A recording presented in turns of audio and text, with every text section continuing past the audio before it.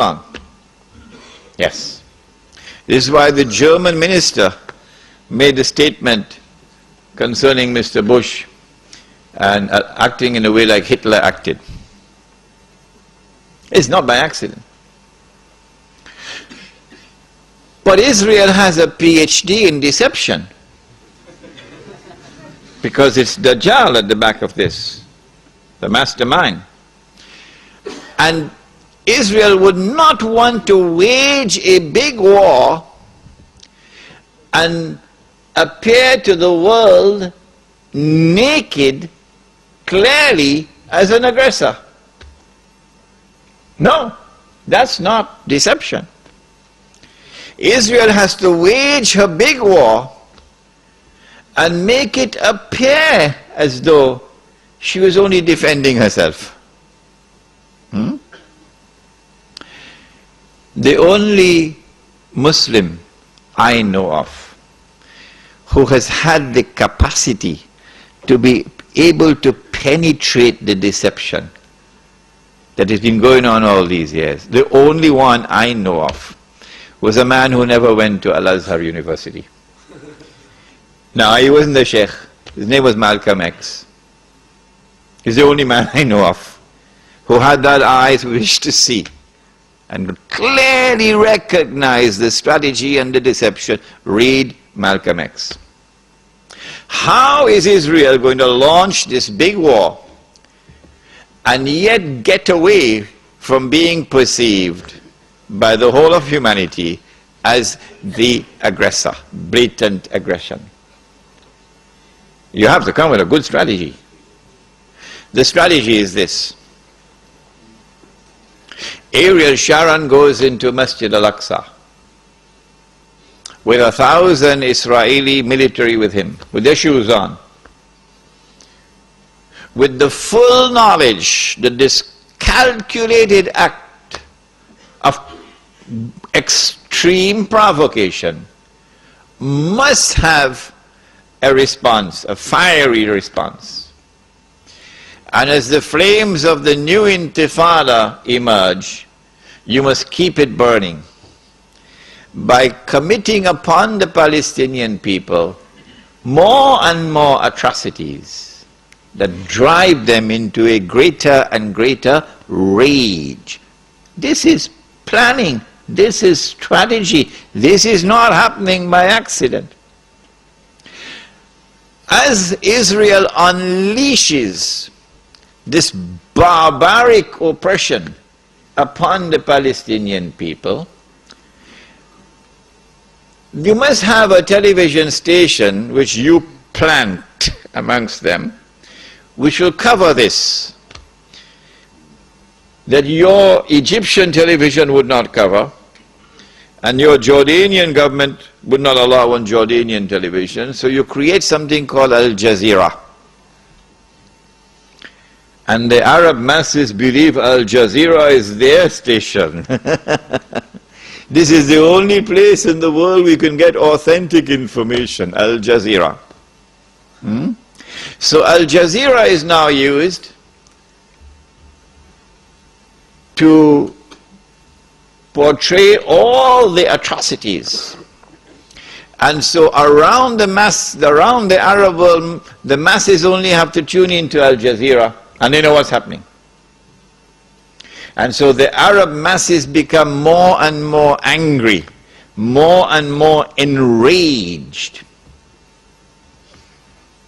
And guess who begins to tremble now? The governments which are pro-American. The governments which have entered into peace treaties with Israel. These are the ones who are now trembling because their people are becoming more and more enraged.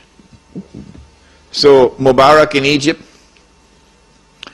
and Saudi Arabia, I don't know if it's Fahad or Abdullah, and Abdullah in Jordan, and Sheikh Sabah in Kuwait, etc. Israel has to judge the temperature on the ground in the Arab world. And because Israel has a strategic military alliance with the United States of America, it is when Israel judges the temperature to be hot enough, only then will Israel give the go-ahead to the United States to attack Iraq. Only then. And you have to inform the whole world in advance that you're going to attack Iraq. So the masses must be expecting it. Why? So that when the United States attacks Iraq, you would have the kind of spontaneous outburst from the Arab masses that you want. That they will take to the streets in massive demonstrations. The kind which brought down Zulfikar Ali Bhutto in Pakistan. The kind which brought down His Imperial Majesty, the King of Kings. Which one? Shahin Shah, the King of Kings. They tested this formula. They tested this formula because they were actively involved in all that drama in Iran. Oh yes.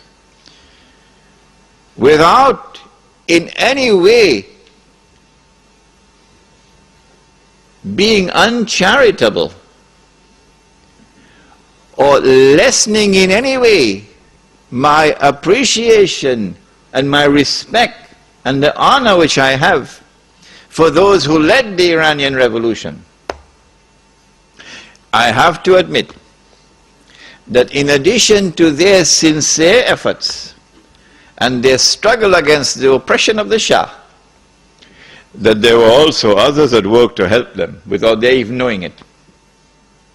So they have finessed this methodology of how to bring the masses out onto the streets. And this is what is about to occur. As the masses go out onto the streets, the ones who are going to be targeted are the pro-American regimes in the Arab world. The objective? To get one or more of these regimes to fall through massive demonstrations, anti-American and anti-Israeli demonstrations. Which one is likely to fall first? Let me stop.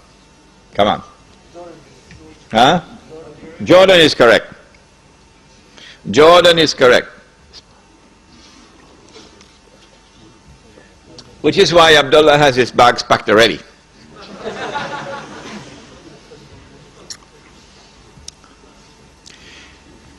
The reason why Jordan is the first to fall, likely to fall, is because more than half of the population of Jordan is Palestinian.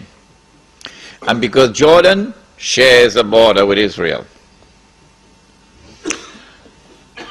If the Jordanian government falls in consequence of the attack on Iraq,